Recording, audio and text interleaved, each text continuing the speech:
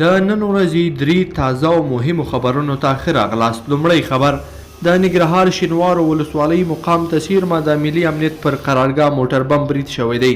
د والي ویان عطا الله خوګیاڼی وایي وسلوالو د ډله ییز برید پلان درلود، خو د موټر بم برید سره ټول بریدګر هم مهاله وژل شوي دي. د نوموړي په وینا په دې پیښه کې 14 تن وژل شوي او تر 150 زیات ټپیان شوي دي. دوهم خبر ولسمشر غني د یو لوړپوړي پلاوي په مشرۍ پکتیکا ولایت ته رسېدلی دی.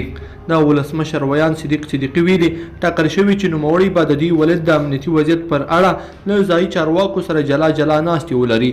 ولسمشر غني به د خپل سفر پر مهال له قومي مشرانو سره هم خبرې وکړي. دریم خبر افغان مذاکراتي پلاوی وایي په دوحه کې د سولې بحثونه په سم لوري روان دي. د دغه پلاوي غړي فوزیه کوپی وایي سره له دې چې پر ځینو مسایلو تر وخت مخکې خبرې پیل شوې دي، خو بیا هم د دواړو لورو ترمنځ مذاکرات پر سم لوري روان شوي دي او د دې تمه شته چې ژر په رسمي توګه پر اجنډا بحثونه پیل شي. میرمن کوپی وایي خلک اندېښنه لري او په تمه دي چې ژر د مذاکراتو او روانو بحثونو پایله وویني، خو په خبره یې حوصله پکار ده او افغان جګړه بنسټیزې خاتمې ته اړتیا لري. لیدونکو په دې هیله چې دا درې خبرونه به مو تر پایه لیدلي وي. که مو دا ویډیو خوښه شوې ویډیو لایک کړئ او چینل سبسکرایب کړئ. تر بیا ښه وخت.